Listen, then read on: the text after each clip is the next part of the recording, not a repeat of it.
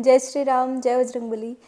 तो आज मैं आपको एक चीज़ की गारंटी दूंगी कि अगर आप इस वीडियो को पूरा देखते हैं ना, तो अगर आप नेगेटिव सोचते हो, आपके साथ चीज़ें बुरी हो रही है, आप अपनी लाइफ में हार चुके हो, आपको लग रहा है आगे कुछ नहीं होने वाला आपकी ज़िंदगी में, और बहुत सारे लोग जो मुझे मैसेज कर रहे हैं इंस्टाग्राम में, जो भी है, जो मैं उनकी प्रॉब्लम जान रही हूँ, तो आप लोग तो खैर देखते हो वीडियो, तो आप देखो, आपको इस वीडियो में ना आपकी हर एक दिक्कत का सोल्यूशन मिलेगा, चाहे एग्ज़ाम से रिलेटेड हो, लाइफ में प्रॉब्लम हो, फाइनेंशियल प्रॉब्लम, कुछ भी हो। मैं आपके सामने एक लाइव एग्जाम्पल हूँ जिसने ये, जब से मैं हनुमान जी की शरण में आई, जब से मैं पूजा पाठ करने लगी, मेरी लाइफ में कितने सारे चेंजेस आए आप लोग जानते हो जो मुझे देखते हो। लेकिन ये वीडियो अगर आपने पूरी देख ली ना, तो आपके अंदर एक अलग ही कॉन्फिडेंस होगा। तो चलो शुरू करते हैं। तो ये बात है 2019 से, जब कोविड आया और तब मेरे भाई की तबीयत ख़राब हो गई थी। तो वो 10th क्लास में था, उसके बोर्ड एग्ज़ाम छूट गए थे। तो यहाँ से मैं आपको पहली एक बात बताती हूँ कि जब हमारी लड़ाई होती, मेरा भाई तो टॉपर, खतरनाक, लेकिन जब भी हमारी लड़ाई होती थी ना, मैं उसको बोलती थी जा फेल होगा तू, जा फेल होगा तू। तो मैं उसको ऐसे बोलती थी, जिस चीज़ के लिए मुझे बहुत गालियाँ भी पड़ती थी कि तुमने भाई के लिए ऐसे बोलती। पर मुझे होता है ना, जो लड़ाई होती है इंसान का दिमाग काम नहीं करता, हम क्या बोल रहे क्या नहीं बोल रहे। तो इस तरीके से मैं बोलती थी, तो मैं बोलती रही पूरे साल। लेकिन मेरे दिल में ये था कि अरे टॉपर है, थोड़ा फेल होगा। लेकिन हुआ क्या कि एग्ज़ाम के टाइम पे उसका ऑपरेशन हो गया और वो सिर्फ एक एग्ज़ाम दे पाया। और वो फरवरी से, मतलब पूरा फरवरी हॉस्पिटल में था, तब वो एक एग्ज़ाम दे पाया और उसमें भी उसके 95 मार्क्स थे। इतना ब्रिलियंट है वो। तो मुझे बहुत बुरा लगता था। तब मुझे एक बात समझ में आ गई कि अगर आप एक चीज़ को रिपीट करते रहोगे ना, वो चीज़ ज़रूर सच होगी, सिचुएशन कैसी भी क्रिएट हो जाएगी। फिर उसका एक ऑपरेशन हुआ, वो सक्सेसफुल नहीं हुआ। डॉक्टरों ने पता नहीं क्या क्या बोला कि ऐसा करना पड़ेगा, वैसा करना पड़ेगा, इसको कुछ चीज़ें छोड़नी पड़ेगी अपनी लाइफ में। लोगों के साथ ऐसा होता, तो मैं बहुत रोती थी कि यार ऐसा क्यों हुआ इसके साथ, और इतना अच्छा। फिर हमने सब किया, सब पूजा पाठ कराई, सब कुछ नहीं हुआ। लेकिन लास्ट में हनुमान जी की शरण में गए, उनकी कृपा से वो ठीक हो गया। हमेशा हम घर आते थे तो दोबारा हॉस्पिटल जाना पड़ता था, और दूसरे दिन बाद कुछ समझ ही नहीं आ रहा था कि चीज़ें ठीक कैसे होगी। लेकिन जब उस टाइम पे, लास्ट टाइम जब हम आए थे, तो हम पहले हनुमान जी के मंदिर गए थे, जिनकी मैं फ़ोटोज़ भी डालती रहती हूँ, और मैंने आपको बताया भी है, वो सिद्ध हनुमान जी का मंदिर है। मैं भी वहीं पे गई थी जब मैं बहुत परेशान हो गई थी और मुझे सॉल्यूशन मिला था, अभी आगे बताऊँगी। तो तब वो जाके ठीक हुआ। तो उसको बोला किसी ने कि आप, मतलब मंगलवार को पैदा हुए हो और आप हनुमान जी की पूजा करोगे ना, आपके लिए बहुत अच्छा होगा। वो तब से व्रत रखने लगा। तो उसकी लाइफ में तो काफ़ी चेंजेस आए हैं। चलो पर मैं अब खुद की बात बताती हूँ। तो जब वो पूजा पाठ करने लगा, मंगलवार को मंदिर वगैरह जाने लगा, चलो मैं देखती थी उसको, पर मैं तब इतना नहीं मानती थी हनुमान जी को। मैंने बचपन से कृष्ण भगवान की पूजा करी है, खैर वो मेरा आराध्य भी है, पर मैं आपको बता रही हूँ क्या क्या हुआ। फिर बात आई, मेरा बीएड चल रहा था, मेरा सी-टेट क्वालिफाई हो गया था फर्स्ट टाइम में।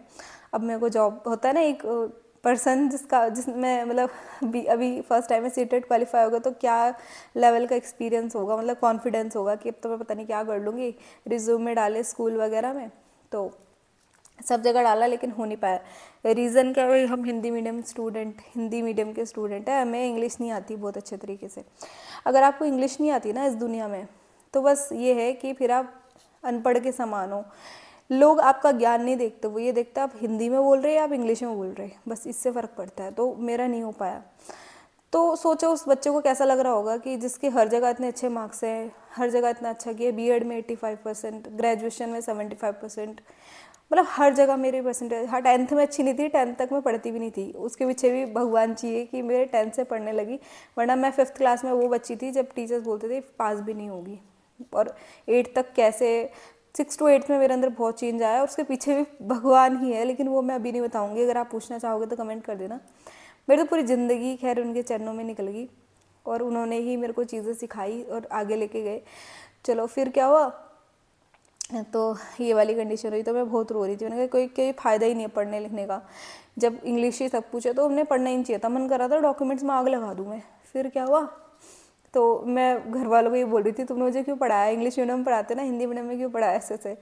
तो फिर मम्मी ने कहा चल हनुमान जी के मंदिर चलते हैं, उसी दिन की बात है। मैंने कहा चलो ठीक है चलते हैं। गए हनुमान जी के मंदिर।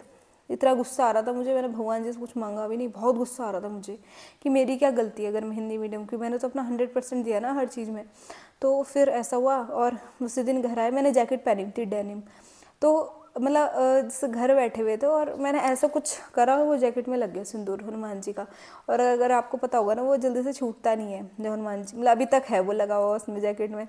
वो पहला टाइम था जब एक चमत्कार हुआ मेरी लाइफ में कि उस दिन मैं किसी काम से स्कूल गई थी, मेरा भाई वहीं पढ़ता था, तो मैं वापस आ ही रही थी, तो प्रिंसिपल सर ने मुझे बुलाया कि कहीं ज्वाइन कर लिया। मैंने कहा नहीं, तो ठीक है कल आ जाना। उन्होंने मुझे बुलाया 4th-5th के लिए, लेकिन मैंने वहाँ पे फर्स्ट टाइम, मैं 22 साल की थी और मैंने क्या पढ़ा है 11th-12th डायरेक्ट।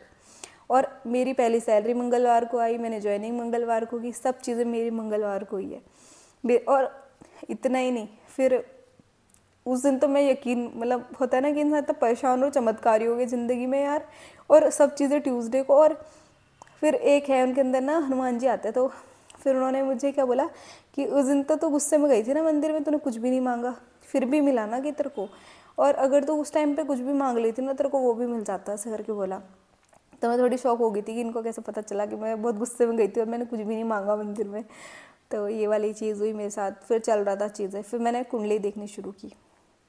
मतलब कुंडली दिखाती थी मैं पंडितों को, पंडित देखो सही से कोई बताता है नहीं, और सस्पेंस क्रिएट कर देते हैं, और मुझे वो जानना था ऐसा क्या है मेरी कुंडली में जो सब ऐसा बोलते हैं। फिर मैंने देखा तो मेरी कुंडली में काल सर्प दोष था। काल सर्प दोष होता है, आप कुछ भी करोगे ना आपको विघ्न मिलेगी हर जगह पे, आपका इजीली कोई काम नहीं होगा। ऊपर से शनि की 7.5 चल रही थी, तो बहुत सारी दिक्कतें थी। तो मैं ना बड़ी डिमोटिवेट हो गई कि यार क्या फ़ायदा है फिर जब कुछ मिलेगा नहीं।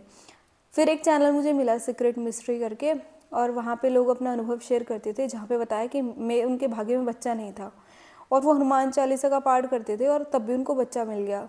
कुछ लोग थे जिसके ऊपर नेगेटिव एनर्जी थी, हनुमान जी का पूजा कर करके वो बिल्कुल लाइफ बदल गई। भाई कितने सारे लोगों मैंने एक्सपीरियंस देखा, और वो यकीन पता चल जाता है कोई सच बोल रहा है कि झूठ बोल रहा है। जब इंसान बोल रहा होता है ना, अगर उसका कॉन्फिडेंस, और कुछ लोगों की आंखों में आंसू आ जाते थे बताते हो, वो पता चल जाता है यार। जैसे अभी क्या है ना, कैमरा है मेरे सामने, लेकिन अगर कोई मेरे सामने बैठ के डिस्कस कर रहा होगा ना भगवान जी की, मेरी आंखों में भी आंसू आ जाते हैं जब अपनी बात बता रही होती हो यार।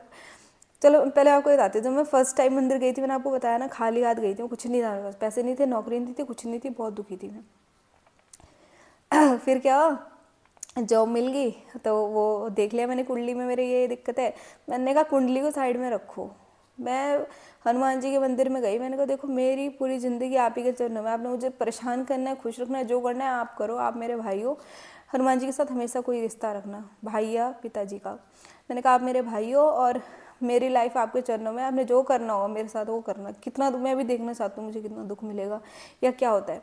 मतलब उसके बाद लाइफ इतनी चेंज हो गई, मेरे को यूट्यूब से भी पैसे मिलने लगे, और भी चीज़ें होने लगी, बहुत सारी चीज़ें, इनकम के सोर्स हो गए मेरे पास काफ़ी पैसे। और जब उसके बाद मंदिर गई थी ना, एक बार मेरे पास थे पैसे, तो मेरी आंखों में ना आंसू आ गए। मैंने कहा यार एक वो समय था कि मेरे पास कुछ भी नहीं था, मैं तब इस मंदिर में आई थी, और आज भगवान की दया से मेरे पास है।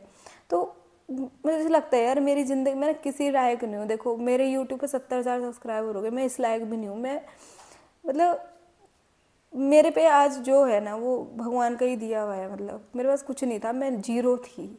मैं 11th-12th पढ़ा रही 22 साल की एज में, बच्चे 17 साल के, मैं उनसे थोड़ी सी बड़ी हूँ, सिर्फ 17-18 साल के बच्चों को 22 साल का टीचर पढ़ा रहा है 11th-12th में। और मेरा ना सपना था जब मैं छोटी थी ना, तो थोड़ा घर वालों पे चलो होता है ना, मैं मतलब सरस्वती में पढ़ी, सरस्वती स्कूल को बहुत अच्छा बोलते हैं, लेकिन मैं ना सोचती थी कि काश मैं SGRR में पढ़ती, श्री गुरु राम राय भी है ना स्कूल, तो मैं सोचती थी। तो फिर क्या हुआ कि जब मैंने B.Ed किया तो SGRR यूनिवर्सिटी से किया, तो उनका ये रूल है कि जब आप इंटर्नशिप करोगे तो उन्हीं के स्कूल में जाओगे, 6 महीने की आपकी ट्रेनिंग होगी। तो जिस स्कूल में मुझे पढ़ना था ना, मैं उस स्कूल में पढ़ाया, और मुझे इतना खुशी हुई ना। और जिस दिन मैं स्कूल में पैर रखा था ना, मेरे दिमाग में वही बातें चल रही थी। मैं हमेशा सोचती थी कि काश पास आईफोन होता। मैं ना फ्लिपकार्ट में से कार्ड में डाल के रखती थी। तो एक बार मेरा भाई बोल भी रहा था कि मैंने कहा देख मेरे को ना ये फ़ोन चाहिए, तो कह रहा कितने का, मैंने कहा 50,000 का। कह रहा तेरे पास 5,000 भी है, मैंने कहा ना। तो फिर लेकिन मुझे देखो ये वीडियो मैं आईफोन से बना रही हूँ भगवान की दुआ से। मतलब जो चीज़ें मैंने सोची थी ना, मैं जब टीचिंग के लिए करी थी, काश मुझे मेरा सब्जेक्ट मिल जाए, काश मैं 11th-12th को पढ़ाऊँ, मुझे वो भी मिल गया। लेकिन मैं आपको एक चीज़ बताऊँगी, ये सब चीज़ें जितना इजी लग रही सुननी बोलनी, ऐसे नहीं है। ये पावर है बिलीव की।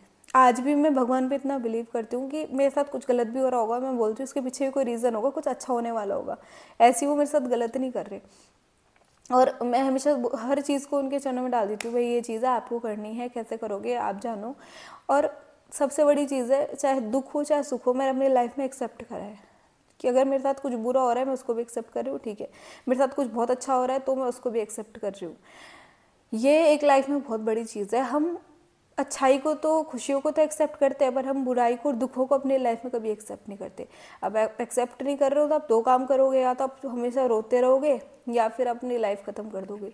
लेकिन अगर एक्सेप्टेंस आपकी लाइफ में आ गई ना कि यार, वो कहते हैं ना, सुख और दुख दोनों को आप स्वीकार करते रहो, जो मिल गया अच्छा है, जो छूट गया वो बुरा है, ये सोचो ना लाइफ में यार। और सबसे बड़ी चीज़ पता है क्या है? अपनी लाइफ में उम्मीद सिर्फ खुद से रखना।